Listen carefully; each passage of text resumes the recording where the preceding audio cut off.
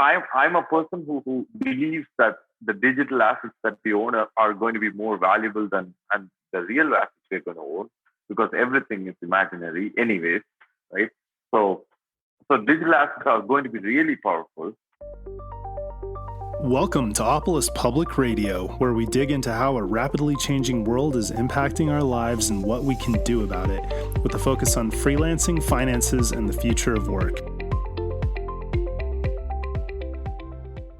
On this episode of Opolis Public Radio, we dig into how freelancers are paid, the problem that this poses for the future of finance and the future of employment. And we're going to talk about decentralized finance in general. We're going to get a big update from one of our advisors and big supporters of the Opolis ecosystem, Vignesh from Lendroid. So welcome to episode 8 of Opolis Public Radio. I am joined in person with Vignesh. Vignesh, why don't you go ahead and introduce yourself? Thank you. I'm Vignesh, and I've been in the space since 2013. I built a company that made Bitcoin ATMs back in 2013.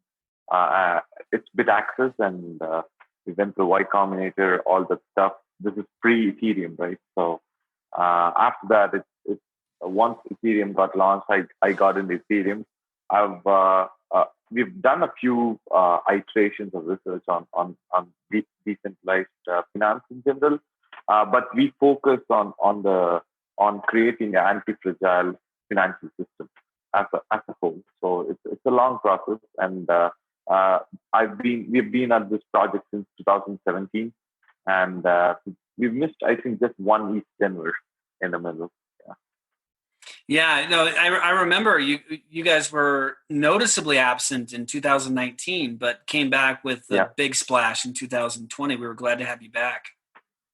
Sure. It was a good time. We had a little bit of fun with some tequila at one of the happy hours, and we had a good time. So it's good to see you again, man. Like, I mean, with everything that's been going on with the pandemic, like, seeing our friends in the space hasn't happened as much, in person, of course. So it's great to have you on the show, and we appreciate you taking the time. Any kind of socialization helps right now. So, thanks a lot for having me. And thank you for bringing Satoshi over your shoulder there to us. I think that's that's one of the art I bought at East Denver. That's right. I remember that now. Yeah. That's awesome. Well, let's jump into it. So Lendroid has been around for a while, and I remember talking to you guys at the first ETH Denver and really understanding this decentralized lending. I mean, you guys were really at the very, very beginning of this, because nobody had really been talking about it yet. I mean, this is 2018, and give us some updates on just Lendroid as a project, your products, like where things are at, and just the whole landscape generally for Lendroid. Sure. I think we launched the first white paper around 2000 in August of 2017. So that's been 3 years now, and we also had a prototype back then with ENS name as the collateral, and you could take a loan out. This is still in 2017. So that all started happening, and the space was just getting started. The name DeFi did not exist back then, right?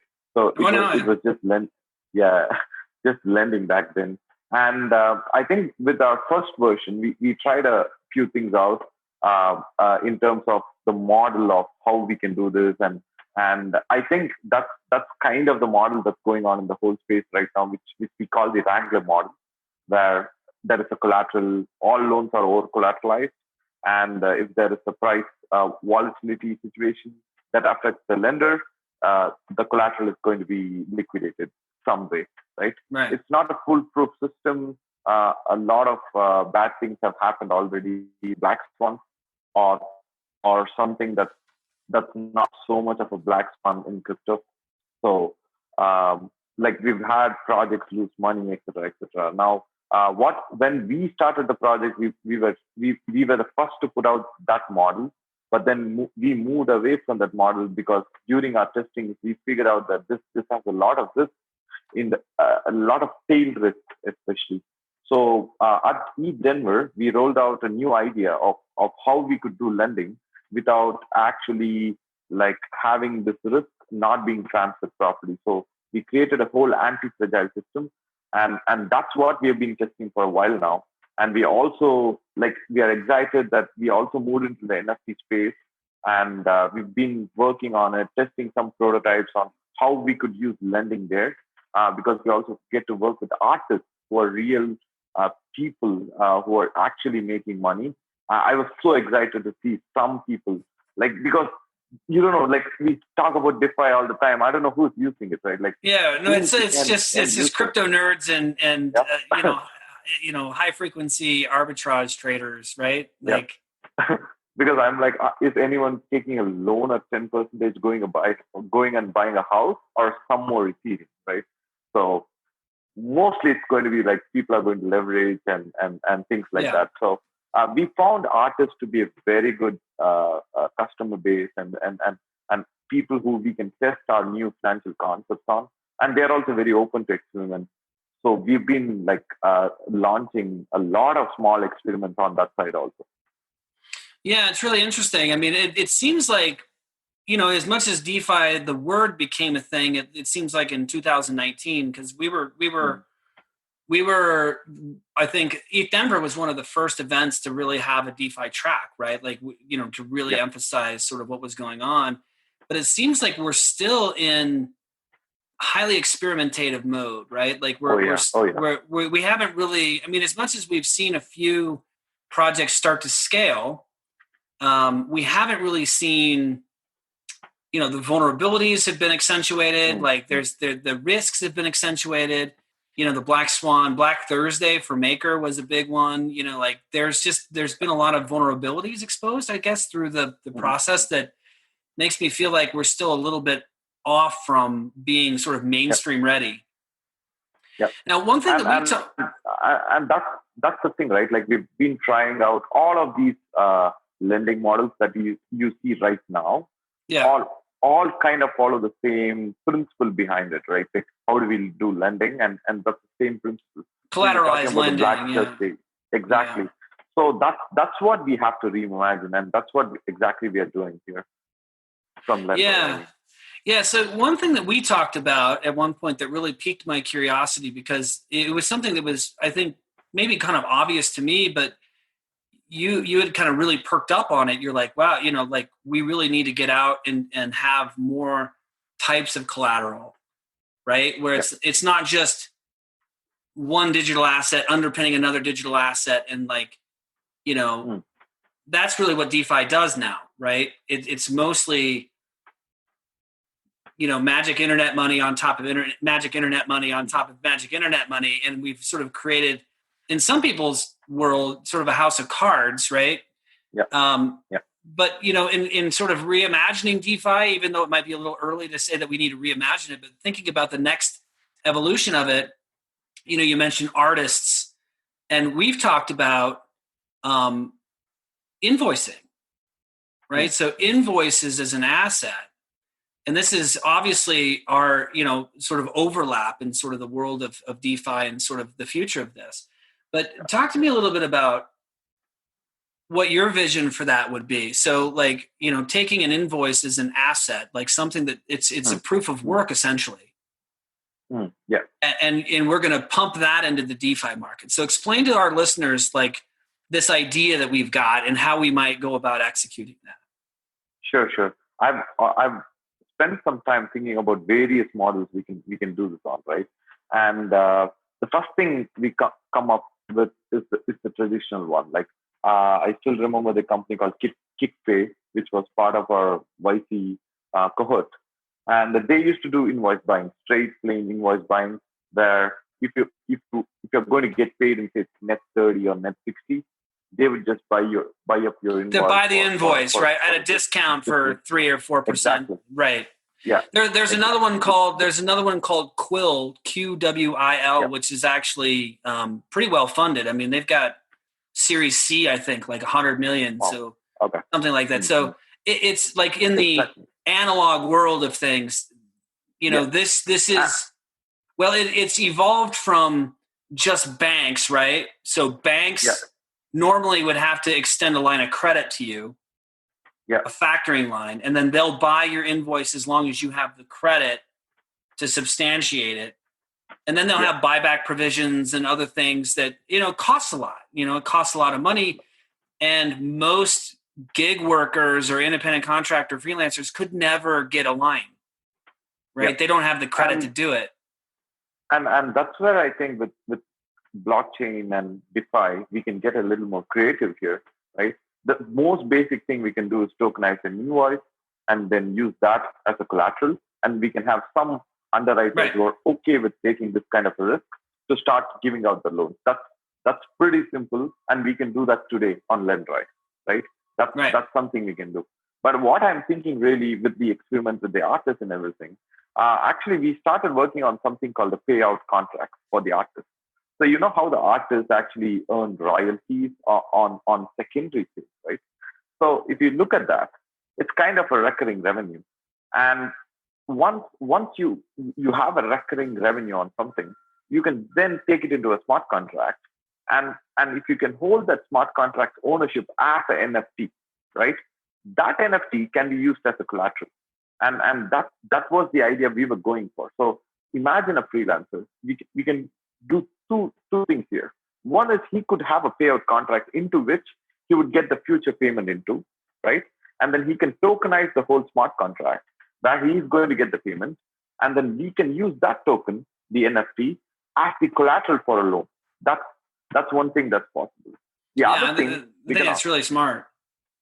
Yeah. And the other thing is also we can go a little more crazy in terms of the reputation and everything. And I think personal tokens, which are getting a little famous today, we can also consider that. Like, for example, imagine that from an angle of an artist, right? So there's an artist and he could launch a personal token. So it's more like not invoice buying, but like having some kind of a reputation, but that reputation is backed by its own currency. Yeah. That's really interesting. I mean, that seems like on the adoption curve of things, it might be a little bit into the future.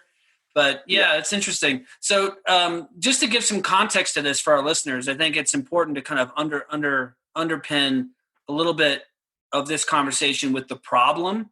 And I think the problem that we're talking about here, and make sure that I get this right, is in the world of lending, as I illustrated earlier, banks are just very difficult to deal with. They're very expensive, and the rules and underwriting guidelines for independent contractors just don't really apply. So in the world of sort of a disintermediation and self-sovereignty, the idea is, well, how do we get liquidity into the hands of freelancers? Because here's really the crux of the problem. The reason why these banks are lending and making a killing, and the reason why what'd you call it, Gigland, or what was the company that was it? There was the company that was in your YCombinator cohort, the one that you mentioned earlier. KickPay. Yeah, KickPay. So my apologies for butchering that, but these exist because the problem is really when you're an independent contractor, you're a business in the eyes of the company, not an employee. Because employees get paid on a different timeline than businesses do, right? So I have to wait 30, 60, 90 days to get paid. So I got a cash flow problem. Yeah. So I need to pay my rent or pay my employees, right? So I'm waiting on getting this money from my customer, which is really the legitimate designation of these people.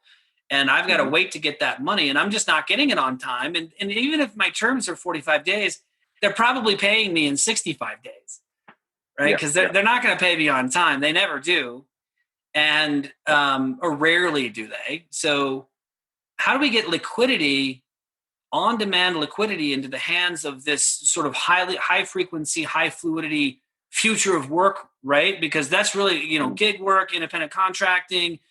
People aren't taking full-time jobs. They've got 3 and 4 companies they're working for. They've got all this different, this variety of things happening. They can't possibly keep track of all this stuff very easily. Yep. And number 2, then, getting, collections and liquidity and all of this stuff is a very difficult process.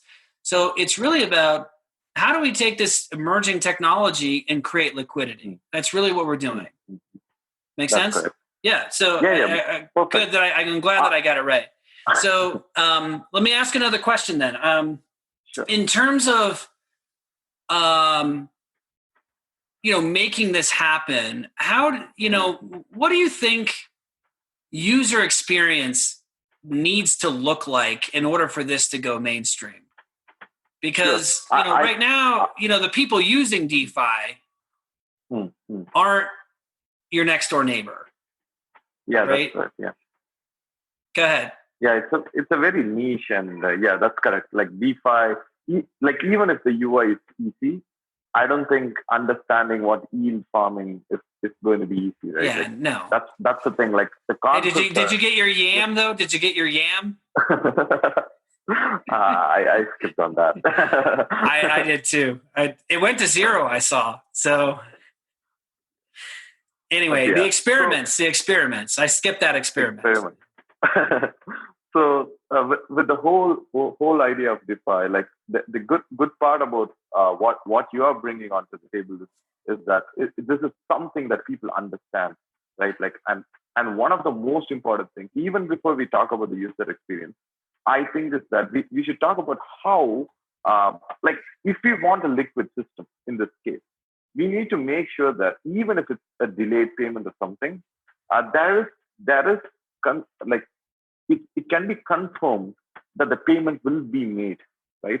And that will be very helpful for a lender to have that trust, so that he can make sure that he gets back his money. That's all that is important if you take a loan, right? Yeah, of course. So how does that? We can talk about a little bit about that too. Yeah, no, I think that's a really important part here, because look, it's a marketplace really that's being created on the rails of a decentralized, protocol, and the lenders are monumentally important to this, right? So phase 1 is the centralized lenders, right? And I want to talk about crowdsourcing later. So how do we make the system trustable? Yeah, such that can happen.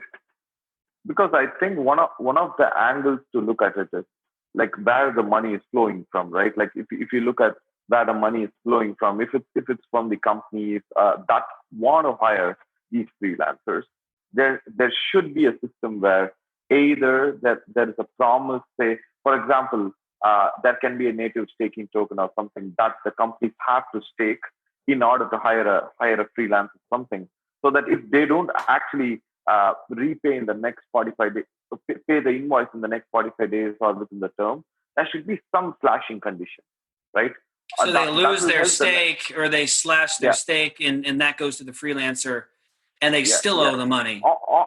Or to the lender, right? Like whoever. Yeah, it could be. In the sense, because if the lender is going to take over the contract of paying the freelancer, then the lender could take up the stake, right? So that could be something simple we can start with, because the other route we have to take is the reputation. Like we have to figure out what these companies are. It's like a DeFi credit score kind of thing. Like how do you how do you quantify the trustability of an independent contractor's invoice? And it might be different for you than for me, right? Like and maybe it's a consumption reputation as well as a quality reputation, and like very much. And I think even if it's a lender, I think they would prefer, or I see them preferring specific to work with freelancers who work for specific companies, right, which they can trust. So overall, if they could see what the companies are behind the freelancers, it makes it easy for them to start lending out. So from the lending perspective, I feel like the underwriters who could be lenders too, but even if we are speaking about a centralized lender to start with, they would probably start with a few companies they want to get the loans out to, and then maybe we can expand to the other companies. So I feel like that'll be the flow here in terms of scaling. Yeah, no, I agree with you. How do you the slashing idea is really interesting. I guess do you see the user adoption problems of like things like staking as an example, require a consumer of services to put up money that they wouldn't otherwise have to put up, right? So like if they're just doing business in the regular world, they don't have to put up a stake, right? What's the incentive for them to use a DeFi system? Why would the lenders want to use a decentralized system? Lenders would with all the information and speaking to people around, I've had is that lenders are ready to put money into DeFi, right? Like I don't see that as a problem. There is a lot of supply from the lenders. The only thing that is stopping them is the trust in the system itself, because people are always chasing new areas to make money from, and if it's a risk-free way of making money, it'll be at least one of the choices that the lenders will want to take, because today the options will be go to a bank, right, or invest in a share. So it opens up a whole lot of opportunities for the lenders. So I think that would be good. But from the other side, where how do we make the lenders trust the system? That's going to be the harder part, right? And one of the things that we were thinking in these cases, where like adding a party like the underwriter, where the lender maybe like you know how pools work today in the DeFi space, right? Like there's a pool and it has a specific objective, like it will lend say DAI against S or something, right? So it's a pool where the lenders can just deposit their DAI into it. So we can do something similar too, where the lenders can just deposit DAI into a pool, but the pool then decides which companies or which freelancers working for which companies are okay to be supported through a loan. So almost like a crowdsourced reputation through the pooling system. Yeah. I think there's got to be some sort of there's got to be some sort of reputational system, or else I think it just doesn't work. I mean, that's what I think, because I mean, you're going to have to bootstrap it, of course, but in the end, you've got to be able to tell the difference between a person who's done 10,000 loans, right, and paid them back, 10,000 invoices as an example, and a new guy. It's kind of like Etsy, where like there's a bunch of Etsy scammers that like put up pictures of other people's stuff and they create a store, and they like shut these down really quick, but you can tell who they are. eBay's the same way, because they have no ratings, right? Or they have sort of fake looking ratings. And it's like, you can kind of tell if you're paying attention, like, no, I shouldn't buy that from that person. Because they're going to totally scam me. But we've got to have something a little bit more modern, I think, instead of just a rating system like that. I think consumption, transactional volume is important, but I think using the community at some point to like attest to the quality of something, right? Like where it's like, the community reputational system, I think, could be very powerful, because you'd have to have a lot of weight to override that, to scam it. You'd have to have a lot of weight to scam it. And we can do it as a market-driven practice instead of making it like a credit bureau, right? Like where it's a centralized database and you have reputations for each people. Instead of that, it could just be market-driven, where people can get to choose who they want to support, and that could scale over time. But the thing is that here, the first question before we get into the loan part itself, if a freelancer picks up a loan and he does not repay, right? Is the freelancer on the hook, or is the company that was supposed to pay the invoice, right? That's the simplest question. Yeah, well, I think in the world of de-risking this, and if you look at so here's a really interesting nuance. So in the world of, in the legal world of invoicing, if a company, let's say there was a startup who used a bunch of freelancers and didn't pay their invoices, and they filed for bankruptcy. Okay. So in the bankruptcy court, they're actually going to see that. Now, if they have no money, it's a problem, but like if they're going to reorganize, or if there's some assets, the way that the courts look at freelancer invoices, as they look at it like wages. Okay. So there would be, it's a really interesting kind of nuance. Now, that's a really bad situation to be in to begin with.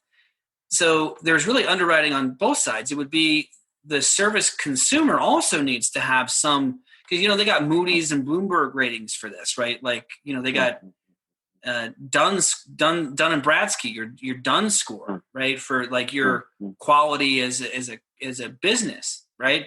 Yep. So we'd have to think about that too. And we'd have to think about, it seems like there's more enforceability against the company who the invoice was sent to, because the freelancer is sort of at the mercy of them paying, right? So if they don't pay, is that the freelancer's fault? Well, maybe if they did a crappy job, but if you did something, for example, with like some sort of like an open law contract, and you had some sort of like attestation from both parties that this is a legitimate invoice. So there was a digital signature from both the freelancer and the company that maybe was a part of that NFT. Yeah. Right. That would provide a lot of assurances that it's going to get paid. And then if it doesn't get paid, it's still a bona fide asset, meaning the company would be on the hook, I would think, not the freelancer. Yeah. The freelancer should be able to even sell that asset outright and not have any legal tie to it at all. Maybe there's two different options. Maybe one's a buyback provision and they take the risk, and the other one, and maybe you have to do that until you earn a certain amount of reputation. Like the first part where you were talking about the problem of a crappy job by the freelancer, right?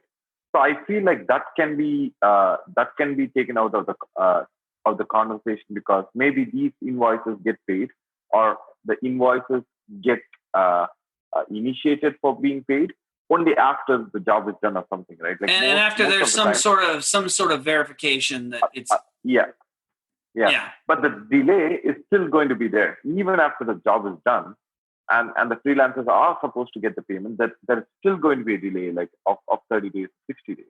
Oh yeah, right? They'll wait. I mean, if my terms are 60 days, I mean, we've done this game a long time, and like people pay us 75, 80, 90 days. Oh wow. Okay. Oh yeah, they wait forever, and then you got to call them and harass them all the time. And oh wow, okay. So that I think that is where when you're talking about open law and stuff like that, I think this can be really made. We can get really creative about this, where we have a smart contract. A smart contract is a contract too, right?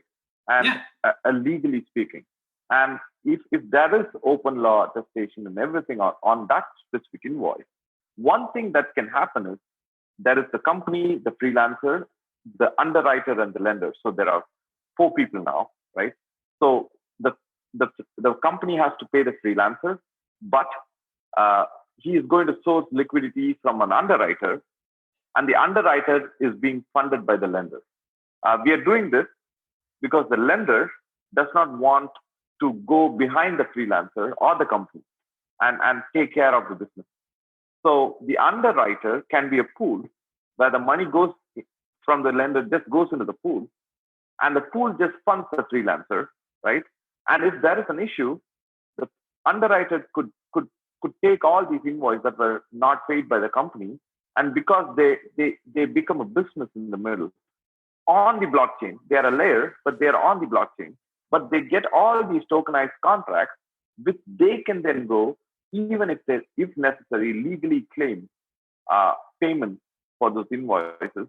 They could execute their own collections efforts, right? So if they could essentially just cut the freelancer out and say, you owe us now. Yeah, exactly. So if we do that, and usually that's how traditional invoice paying also works, because if there is a vendor to Walmart, and Walmart has a net 60, and the vendor is going to take a loan on the invoice. If the invoice is not being paid, the vendor is not going to be questioned. It's going to be Walmart, because the invoice was bought, right? So I think that's exactly what we are doing here also, where I think we are buying the invoices of the freelancer for a face value, right? And so he gets his payment immediately, but the underwriter now can take over the invoices And because because he accrues that skill of managing these invoices, legally speaking, and arranging for collections if necessary, that could become a very nice layer in the infrastructure over time. And there could be competition, many companies coming in too. Yeah, that's really interesting. So how does, so we talk about centralized lenders. So phase one would be, even traditional lenders, right? Like banks could even get involved in this, right? Like there's a lot of capital, like you said, out there wanting to lend. The pure democratization of this, however, would be some variation of crowd funding. Now, when you add the underwriter to this, or just, letting anybody, participate in a lending pool, right? But like when you add an underwriter to this, they're sort of the professional eyes, right? Like they're the ones looking at this, deciding on risk and whether or not it makes sense. But would that be the same cadence then for just any old person who wants to lend their, what would be Ethereum or DAI into a pool, and then it could turn into USD later, but like it essentially anybody could participate in this, would you think? I think that kind of an experiment, again, is very interesting, because now when I speak about the underwriter here, this is not the same underwriter that we see in the traditional world, right? Anyone in this world who can figure out his own set of like tools to manage this risk properly, he is going to do well over time. So lenders here are betting on the underwriter to work properly, but they have an option to go to a different underwriter. So instead of having one pool, which is underwriting all the loans of freelancers, that could be 3-4 people who are competing for this. And that way, the lenders can just find the best historical track record of an underwriter instead of understanding what the freelancer is doing and the company is doing. Because those things can be one-off also, right?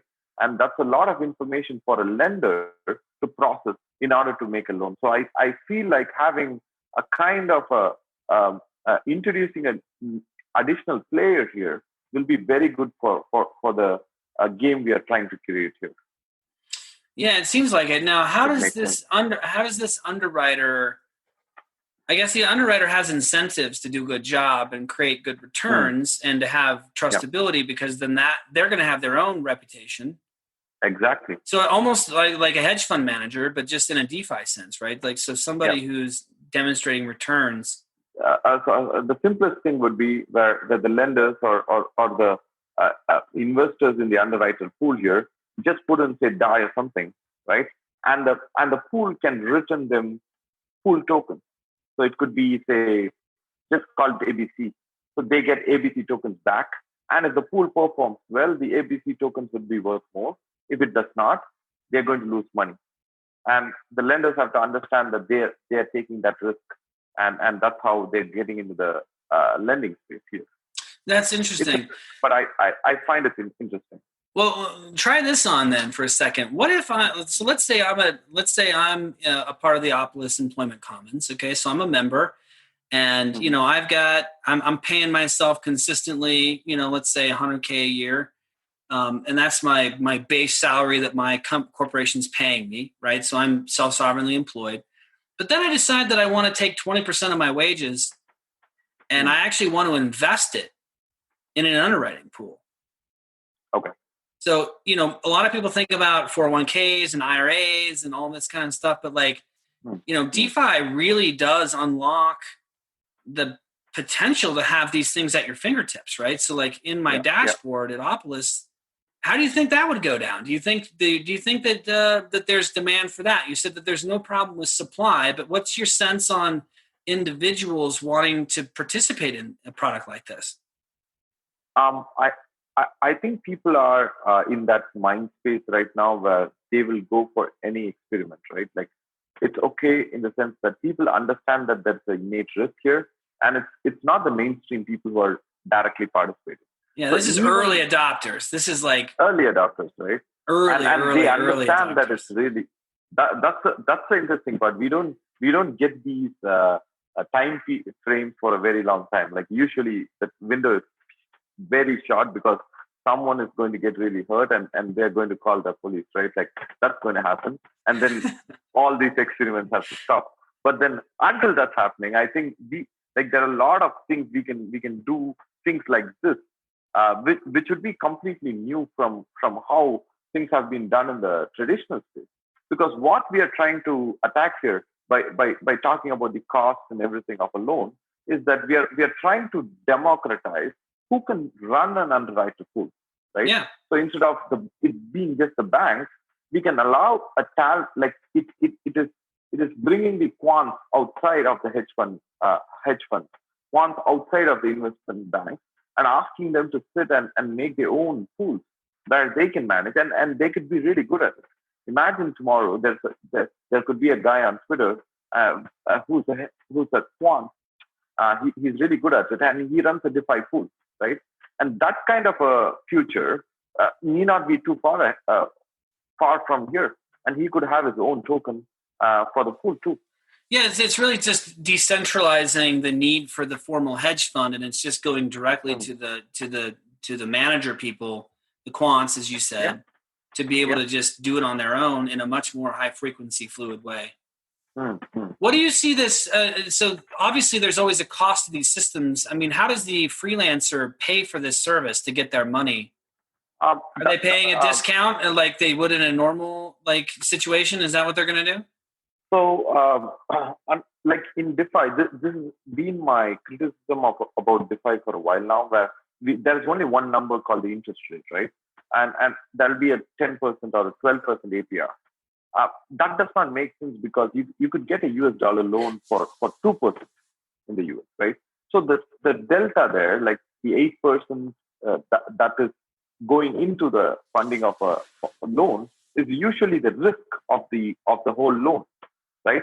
So if we talk about the freelancer and the whole system here, I think it will be a model where it will be a discounted cash flow where if there is a $3,000 invoice, probably he gets say $2,500. I'm not sure. That could be market driven. That's what I'm trying to say. Like that discount. If it's only one person, he will start saying, "Oh, I need $1,000 cut out of that." But if you have more than one person, that would tend to feel like what's the actual risk of the employer not paying the freelancer. That will be the cost of the discount that we would be asking the freelance to take. Yeah, that's really interesting. I think the notion of having an open market for this is really important because it seems like if you didn't, you would have a lot of that. You'd have loan sharking, really, is what you'd have. Exactly.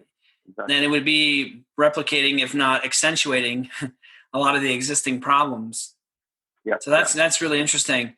Really fascinating stuff. So how quickly do you think this is going to be available in well, let me ask this a better way. How quickly do you think we can make this available to people in our Opolis employment commons? Do you think we can? I mean, we've been talking about this for a while, so do you think this is something that we could put out this year? Or do you think this is something that we could talk about for early next year, or do you think that the market needs to mature for another year, or what do you think? From the perspective, like how we are running experiments inside Lendroid, is that we are trying to push, we at Lendroid, we are really trying to create a DeFi protocol and not a centralized company, right? Like we are also trying to build all these parts together so that the protocol will be completely decentralized and not require someone to intervene. So from that angle, if the protocol to support something like this, I think it would be next year, say Q2, right? Yeah. Protocol fully supporting this, and it's just a natural flow, something like that. But I think we can start experimenting like this year, because even with the NFT space and the artists we were working with, we are already doing these things. We are already doing paired contracts. We are giving them NFTs, right? Like there are now artists who are making their, like, there are people who are renting out their metaverse parcels and to a billboard company, right? And the billboard company is giving it out to an advertiser and all this money is being split. And this is all happening on a smart contract today, right? So it is possible It's amazing. to take this contract, right? I would actually send you, like, we're out, I don't want to spoil it, but we're making an ad to rent out a space in the metaverse, right? So we're working with that artist because I thought it was very interesting what we're doing. And because people don't know about it outside the world, I thought an ad will be like, it is blowing my mind. So we could do an experiment like that, where we can take a few freelancers, right? And probably a couple of employers and see how these contracts can go through, like create probably a NFT for them, pass it on, see how they feel about it, right? And then probably do a couple of contracting ourselves just to figure out how the process is, right? And then we get the hang of it. And maybe by the next year, it'll be part of the protocol. So we would sort of do a pilot test with it. But yeah, so just so you know, we're about ready to like jump into this. So like I know we've been talking about it for some time, but we're ready to do it. So a couple more questions here. What other things do you think are, DeFi right now is, like I said, digital assets. Let's say we get into, things like invoices and payrolls, but like, what about what's next? Do you see things like homes happening in crowdsourcing, like car loans? Do you see things like that? Or do you just see, renting out your digital billboard in metaverse and where do you think this is going to go? See, like, this is a very, a question that divides people, right? So, I know. I feel like I'm a person who believes that the digital assets that we own are going to be more valuable than the real assets we're going to own, because everything is imaginary anyways, right? So digital assets are going to be really powerful. So from that context, I have a feeling that there's going to be a lot of work that's going to go towards digital assets. Like people who, like, for example, I read a stat that said that 2 billion people are indirectly benefiting from the gaming industry today. I had, like, those kind of statistics are kind of already happening, in the sense that there is this economy that's there somewhere. Like the gaming economy is bigger than the Hollywood industry, right? And things like that, where it's already there as pockets. So blockchain is just going to bring all of them together. So if that's going to happen, the money involved in all of these areas, it's going to be huge. So my take on that would be, like, there's going to be a lot of digital assets. And if it's just going to be investment or something, we'll find so many options here. But again, we have to eat. We have to drive somewhere. We have to live somewhere. Yeah, right? We do. That's not going to change. That's not going to change. So probably there'll be people who'd want those things also to be tokenized. But the harder part is now, then it's about the jurisdiction and how friendly the government, and how, if they want to do it, right? Because once you get in you're talking about the house, it's in the government's registry. It's not in the blockchain, right? So that becomes a public partnership with the government. So yeah, you got to get titles and everything. You're going to have to. Oh yeah. Yeah, and then but the lending, there's so much regulation around that stuff that, like, it seems like that'd be a pretty hard nut to crack. But I think it, maybe not on the first wave of things, but I think that stuff's gonna, the core infrastructure lending stuff, like homes and cars. I think those things are gonna get crowdsourced and have more of a democratized market around them. But what do you think? What do you think that the key digital assets are going to be then? Do you think it's art? What do you think the digital assets that people are going to want are? I mean, you're talking about digital real estate in a metaverse or in, places like that, like Decentraland, right? Like, do you think those are it? Or what do you think? Or are those just sort of like the early sort of idea gen sort of like things that have popped up, but now the next wave of really cool stuff's going to come? Like, what's that? I'm sure the next wave of cool stuff is anyways going to come, right?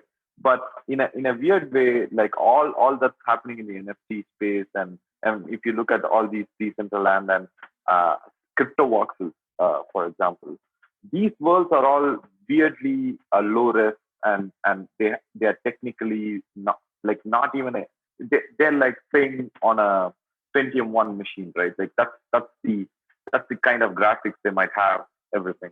But Right. I think they have their own charm. So it's like even if the world has New York and maybe Singapore today, people still go back to Greece and look at the old really really old buildings, right? So something, that sort of a dynamic might start happening, because we've created this whole digital space for a while now, but now we are putting something visual to it, right? There's that visual extent, and we are able to experience it and be there. Like, we've started conducting meetups in crypto voxels, even for our community. We're going to start doing that, where like there could be 40 people in the same arena in a crypto voxel parcel, right? And we are just hanging out. So that becomes more emotional, and it has this nostalgic feeling already. So I think those assets will be very valuable in the future, even if they are going to look the same forever, right? Like Minecrafted or something. So Yeah. I have this feeling that art is interesting. If you have a case for it, and if you want to be a collector, you have to have your own why of why you're collecting these art, and you are part of that art, right? So that's a lot of responsibility. So if you look at other digital assets, I would say, like, all these metaverse related stuff that's just coming up, they are really interesting, really interesting. No, it is interesting, and it's going to be interesting to see how how the economics work in these things, because that's really what this boils down to is really what are the kind of fluid economics of these new emerging metaverses and experiences that we're creating that are in demand, right? And how you create scarcity, and how you create, the collectability, and how you create sort of, all of those different components are very interesting. It'll be really interesting to see how that pops up. But thank you for sharing all of that. So Vignesh, we're going to take questions from the audience if we have any. So if you remember, those that are watching, Q&A section on the webinar function here on Zoom, go ahead and dump your questions in for Vignesh or for myself or whoever. Feel free to dump those in. While we're seeing if we have any questions, have you been doing any traveling? Have you? Probably not much. No, this room is on top of my my bedroom is just downstairs. So I just made this room up so that I can have this feeling of coming up to work every day. So yeah, this is where I work, and this is where I've lived. I started growing plants, and that's it.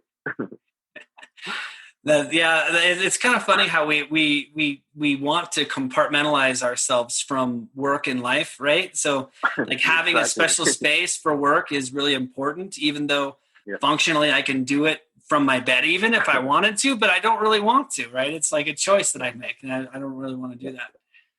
So any parting words that you've got for us on just thoughts around DeFi or thoughts around Opolis or anything else? Sure. So for the things I'm talking about here about the artists and all these new areas that are working out, right? I think Opolis, as a pilot project, where I'm sure that you're already onboarding freelancers from the traditional space. But I think it'll be very interesting to onboard some of these companies. For example, Lendroid. Lendroid pays freelancers already, right? So we are a company. We are playing freelancers. It'll be interesting through Opolis, so that even when it comes to lending and underwriting a loan, we would probably trust another company in the crypto space more than something outside now, and it will be a good experiment, right? So maybe we can rope in a few companies that are already paying their freelancers and are in the crypto space, and once we can get started like underwriting those loans, I think it'll be a very interesting starting point to get the experiment done. Yeah, I think you're right. I mean, we've been talking with a few companies about doing that, and so I think the plan is to sort of educate these companies on how to organize themselves in a compliant way, that allows them to consume services from self-sovereign workers, right? So instead of the knee-jerk being, well, I'm just going to, make you my employee, or I'm just going to 1099 you and not deal with it. Like, what's the better way? What's the more professionalized way to both protect the best interest of the individual, but also make it much more fluid for the companies who are consuming these services to access this talent on demand, right? And to make it much more high frequency and much easier to deal with. I think we're talking the same thing, but yeah, it's, when we talk to companies, a lot of companies are very knee-jerk around, well, there are employees. Yeah. On the one hand. On the other hand, they're like, well, we're just 1099ing them. But then like compliance comes in and it's like, well, should they be employees? Should they? Yeah. And there's all this but Opolis basically solves that problem. So like, yeah, we can certainly unpack that too. Sure. Would love to do it. So we do have a question here from Joshua Trimmel. Wants your opinion or our opinion on who are the top players in DeFi to follow. So if there's going to be projects to follow, aside from Opolis and Lendroid, who else should they be following? I find Alex Masnich, right? Like, you know him, right? Like, he launched his own personal token, Alex. He's doing some interesting stuff in the space. And he was at Denver too. That is where his conversation started. So I found him very interesting. I'm sure that he's going to do something very interesting. He's not started working on his own company yet, but I think he's a very interesting person to follow. His name is Alex, and his last name is Masmej. So he's one interesting dude. I actually invested some money in his personal token. No, he was working with. Isn't he with Orchid? Who's he with? Sure. No. I don't remember. No, different guy. Yeah. They were all part of the Meta Cartel, right? So I think Meta Cartel is a great place to start if you want to follow the space right now, because a lot of these companies actually come out of the clan, which is Meta Cartel, and there are like these young individuals who are doing a lot of experiments as we are seeing today, and all these companies are coming out of that cohort. So I find it interesting. But again, one thing that's really hard, as the question points out, is it's hard to find out how do I trust the project or not. So I would really be like, okay, you have to do your own research. Whatever happens, I think that's the disclaimer in everything, right? Like right now in DeFi. Yeah, you've got to be your own fact checker. I mean, there's a lot of inherent risk, and I think that's the thing that people have to be willing to tolerate is 100% total catastrophic loss. It could there could be another hack over a weekend and you could lose everything. I mean, it could be easy as that. Anybody else come to mind? So Meta Cartel is a great one. I mean, the guys that are a part of the Meta Cartel, I mean, the whole sort of amorphous entity that is, is it got a lot of bright minds in that. So for sure. I feel like that's the European side of the Ethereum community, right? Like they have a different vibe to them. And I find them really interesting too. And there are also aggregators like I like OneInch, which is they are interesting relayers. They came out with the Chi token, which is a gas token basically. So they do a good job. These are all edge DeFi players and not the core protocols itself. So I find these infrastructure companies more long lasting actually. Yeah. No, that's a good point. Are there any words of caution or specific things to avoid that you would suggest to our listeners? Like, is there anything in particular about DeFi right now that's sort of overly concerning you? There is going to be this whole area of these, because now we've unlocked this idea of an experiment, right? Like where you can tweet and say that we didn't deploy the code. So that's going to happen. And we are going to have a bunch of tokens now. And if there's going to be a ride, like a bull ride on Ethereum or something, there'll be hundreds of these tokens which might not really make sense. There could be clones and everything. So it is important to, like, so for example, these communities are usually on Discord or probably Telegram or somewhere. I think it's very important to be part of the community if you want to put money into something, and not just take a look at how do you say, like an aggregator and be like, okay, I'm going to diversify my investment kind of a thing. Like it's nice to be part of communities instead of actually like just putting your money in 10 places. So that's one of the things I have, because even if you lose some money, you will be like, you'll go up and down with the community, and that's a better ride in this industry compared to like just taking a bet in the dark, and all the 10 projects could fail too. So that's the word of caution.